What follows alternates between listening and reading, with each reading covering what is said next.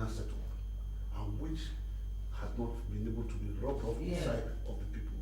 Now, if you are my friend as a policeman, I'm rubbing it down the line. If you are Chris Olaki's friend as a member of the public, and you know that being in possession of any incriminating object will put you at discourse with the law, you are now caught with it, and then you call Chris Olaki and will not support it. I will say face the hand of the law. You will face it, but people will feel that being a friend to the Inspector General of Police immunes you from the law. It's not like that. We are protectors of the law. We are to ensure the enforcement of this law for the good of the society. So if you want to go to equity, go with clean hands. If you want to be a policeman friend, go with clean hands, not with irregular modus operandi that will be criminal in intent and content, only to look for protection which will come from nowhere. Okay, yeah, Mr. Kennedy, I want to find out from you the issue of trust that we're talking about. Don't you think the police has been addressing this issue deliberately?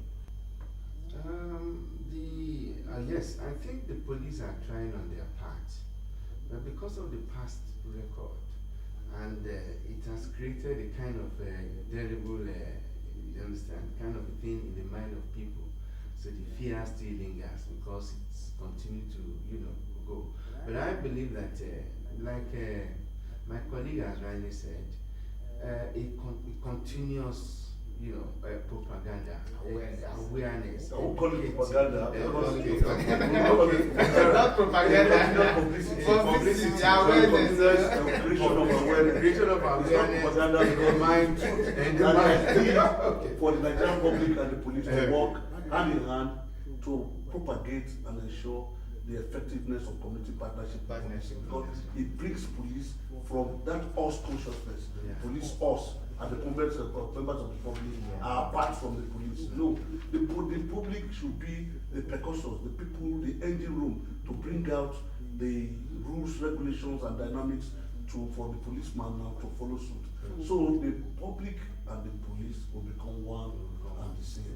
So, but it's an orientation that can be passed down the line only through the elites, the landlords, the legal practitioners, and the big forces, the middle level people, the educated people like you, that to pass it down, drum it down the line of the people, to say that we are coming up now with new concept of policing, and that new concept is one based on confidence or confidentiality, trust, equity, justice, fair play, and for the public themselves to be able more than ever to be able to assess us and see whether we're able to meet up their yearnings and aspirations. So the community policing gives the public the hands, the free hands, to be able to assess police performance and to make the policeman assessment. Okay, what I want to say is, about this, misusing of the powers that is given the community. I think it's very, very vital. We have said awareness is very, very important. But I want to ask, my chief one question. Is it possible for the police occasionally to organize a kind of seminar, a kind of workshop, educating, especially all these our OPC and all this militia group, you understand? Telling them exactly, you understand, that we agree that you are partners in progress, but these are your limitations. Don't, apply jungle justice when you happen to accost a criminal or you arrest. Let them be educated and know their rights. My brother, this is a wonderful contribution, which contribution will pass down straight to the Inspector General of Police, so that we've had for the first time symposia on policing Nigeria, during which the community policing was launched by President Commander-in-Chief of the Armed Forces, Chief Olusegun Obasanjo, represented by Obong Ofo-Adokate, the Secretary to Government of the Federation. And we are moving a step further to be able to call all stakeholders in security, because a stakeholders conference is an imperative to drum down the goodwill and the good messages in the community policing model. So like you have rightly suggested, we are going to call stakeholders conference call a symposium where we'll be able to rub minds, exchange ideas, so that this bickering, this animosity, this misunderstanding, which is now the rife at the order of the day, will have been assuaged. Because we are not competitors, we should be collaborators. I think I subscribe to that. I was about saying that the issue of more of these seminars, symposiums, and all that. Of course, the chiefs. We keep talking about chiefs and landlords and others. Now you have the youths who are the subject of this discussion we're talking about. They get involved in crime. They are the suspected criminals that are arrested all the time. And have we taken the pain to ask the youth, the man who gets into robbery, why he's into robbery? That is the issue of. You see, it's more of, the concept is actually a larger responsibility for the police force and the citizens. You understand? It goes beyond what the law says they should do. That is the issue of problem solving. What causes this or what causes that? Okay? It's not just the apprehension of the criminal or whatever. What must have motivated that action of the person? So that is why I said initially that police ought to act with this concept as a catalyst, as part of the progress and prosperity of that community. That was when issue of decision making and decision taking, accountability and taking of responsibility comes in. The DPO, for instance, that it gives maybe within a local government is to administer. He should be able to take some decisions on his own.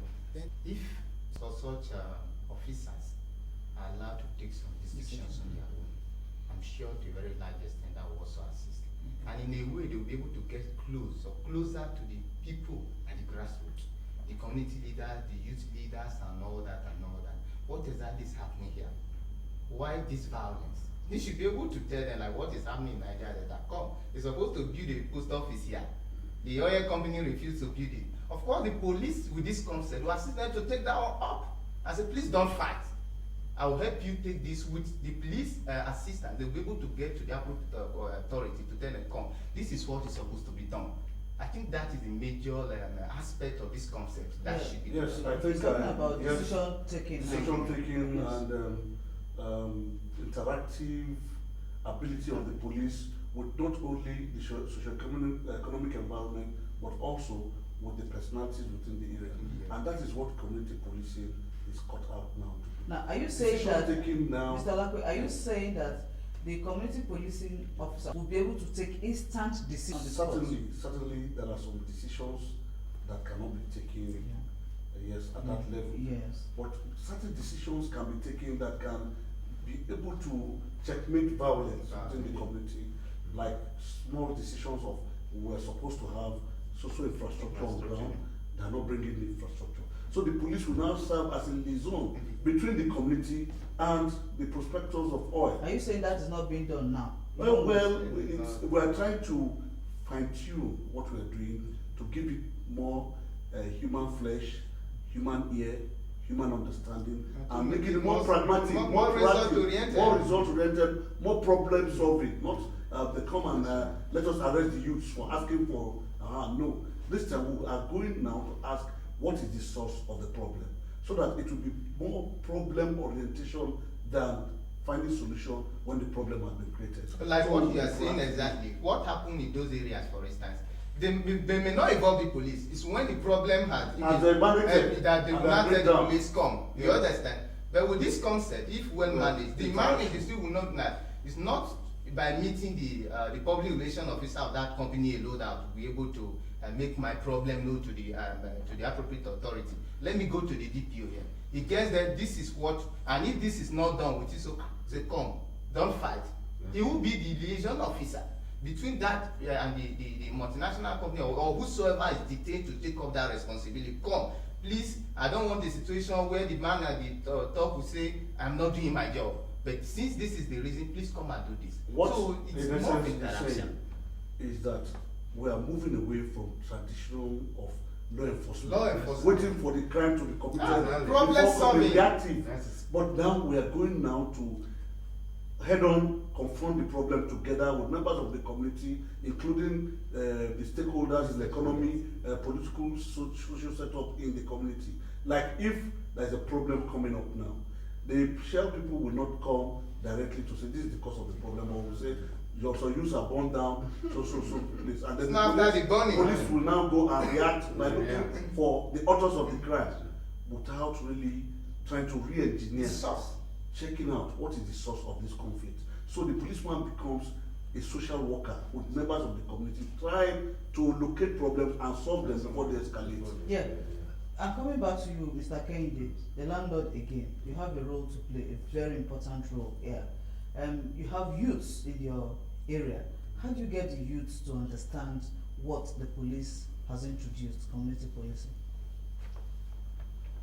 I want to say that the community policing, now that we are beginning to know what it is all about, it is bringing the police service down to the grassroots. Not only that, is a kind of preventive, action to crime, not a kind of, post-mortem when we invite the police after the crime has been committed.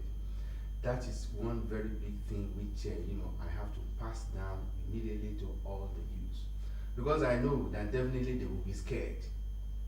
But we just have to tell them we are building their future. It is not a matter of you running away from the law. If you don't, the law has nothing to do with you. But we are preparing you for a greater future.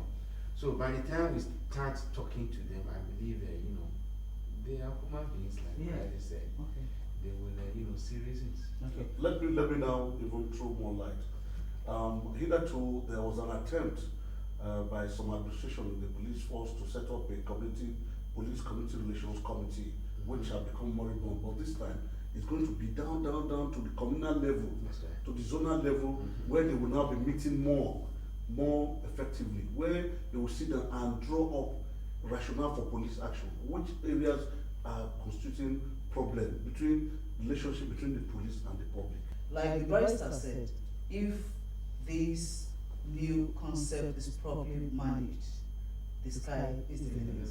Now, how do you intend to address this so that it will not be moribund, just like? Yes, the Inspector General of Police and even the federal government has placed a lot of premium on this exercise. That's why, for instance, the 12 members of the force were sent to Britain for 6 weeks to understudy community partnership in policing in action. Members of the force were sent to Britain for 6 weeks to understudy community partnership in policing in action, and then bring those areas that are relevant to our cultural perspective. Not that you just go and borrow all, because some are culturally irrelevant. Those areas that may be adaptable to our system, they have brought to us, and they have been able to let it know to members of the public at that crème de la crème level of launching. So apart from that also, the system too is now being introduced frontally but slowly and collectively. Now Enugu is the pilot program. Enugu has started. We have started training community developers, police officers in Enugu State. So over time it's going to rub on that believe that the next state will be Lagos State, where community developers will now come. So the fundamental of it is that we have trained community developers who will now train other policemen to train other policemen, so that can trainers, yes, for them. So trainers are going to train other trainers that will now go down the line in all police colleges. So in fact now, one subject matter in police colleges now is community policing. So that from the basic training, the policeman will now know what the community policing is all about and what it is responsibility as a community development officer when he goes down the line to start performing his duty.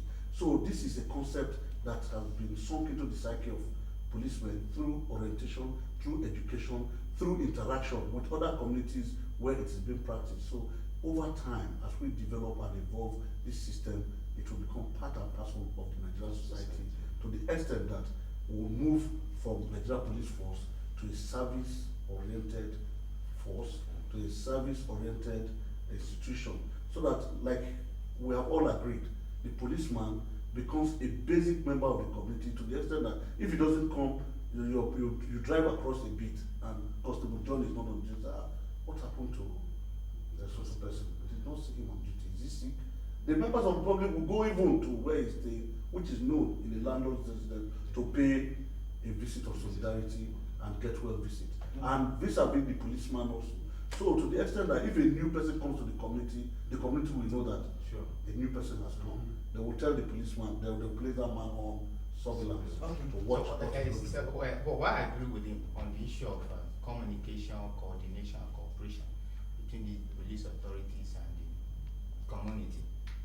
I would suggest that for the effectiveness of this concept, though at the past, any of this product or likely product has always been a special task force on it in the police force.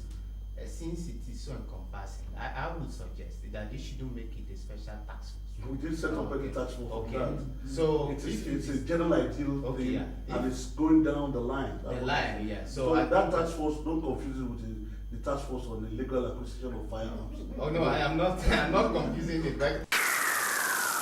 Crime Fighters, promoting security consciousness.